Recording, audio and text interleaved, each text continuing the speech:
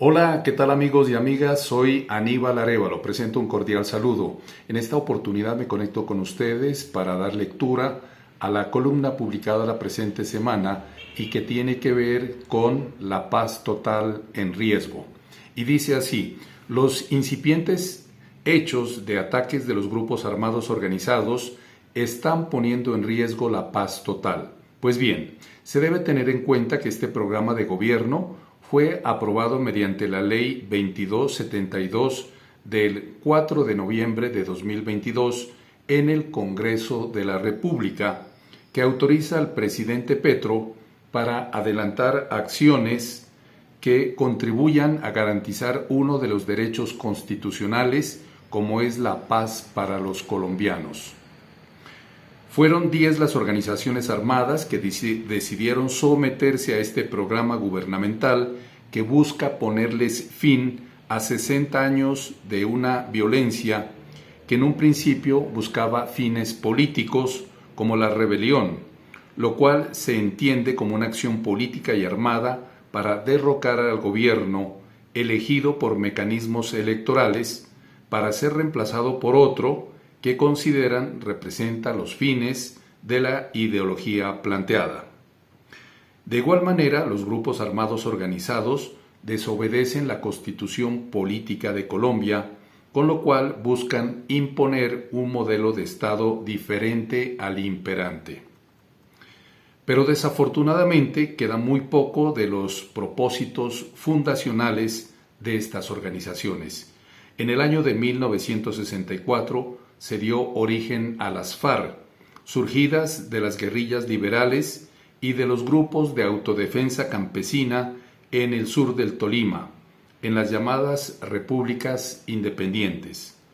Bajo el mando de Pedro Antonio Marín, más conocido como Manuel Marulanda Vélez, se lanzó la consigna de tierra para quien la trabaja, pero desafortunadamente el presidente conservador Guillermo León Valencia no quiso escucharlos y antes, por el contrario, dio la orden de bombardear los territorios rebeldes mediante ataques aéreos y aspersiones químicas. Los resultados fueron que no se pudo acabar con las autodefensas campesinas, sino que éstas se fortalecieron con la conformación de las Fuerzas Armadas Revolucionarias de Colombia, FARC, de ideología marxista-leninista. Ahí se prueba la falta de tacto del presidente Valencia. No logró acabar con el incipiente movimiento de campesinos por tierra y nos heredó un gran problema social que subsiste hasta 60 años después. En el mismo año de 1964 nacería el Grupo Armado Organizado ELN, inspirado por los hermanos Vázquez Castaño y otros líderes universitarios ante el reciente triunfo de la Revolución Cubana.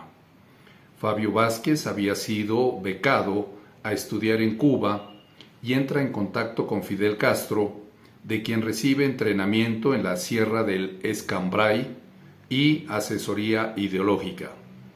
Esta organización, junto con el Frente Unido del padre Camilo Torres, impulsa la teología de la liberación.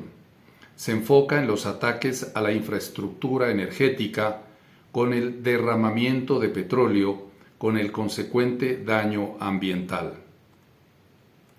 Otro de los grupos rebeldes fue el M-19, de gran arraigo popular y caracterizado por las acciones espectaculares como la sustracción de la espada de Bolívar de su casa museo. El M-19, una guerrilla socialista nacionalista surgida de las bases de los partidos liberal y conservador y principalmente del movimiento político de la ANAPO. Fue fundado en 1974 a raíz del revelado fraude de las elecciones del general Gustavo Rojas Pinilla el 19 de abril de 1970. Este grupo logró firmar la paz con el gobierno de Virgilio Barco Vargas. Por el mismo tiempo se vincularon a la dejación de armas organizaciones guerrilleras como el EPL y su brazo político, el Partido Comunista Marxista-Leninista Clandestino, el grupo indigenista Quintín Lame. Este hecho arrojó la convocatoria a la Asamblea Constituyente, que dio como resultado la Constitución Política de Colombia de 1991, que es una constitución para la paz. Tanto las FARC como el ELN han sido las guerrillas más beligerantes de la historia última del país. Las FARC lograron firmar la paz en La Habana, Cuba, en 2016.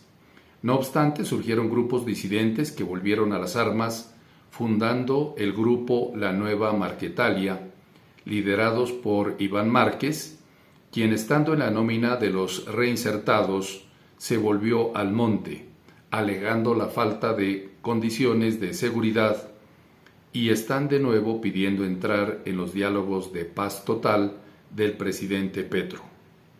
El ELN es una guerrilla sin poder de mando unificado. Es una organización confederada que desarrolla acciones dispersas.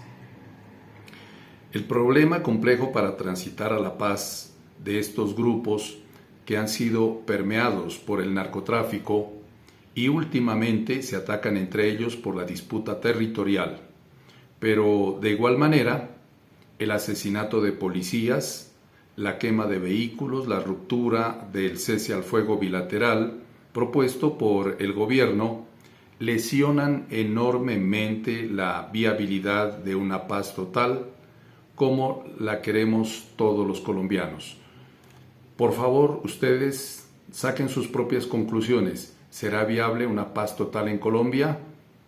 ¿Alcanzarán los 4 años de Gustavo Petro para la tan anhelada paz de todos los colombianos? Escríbanos.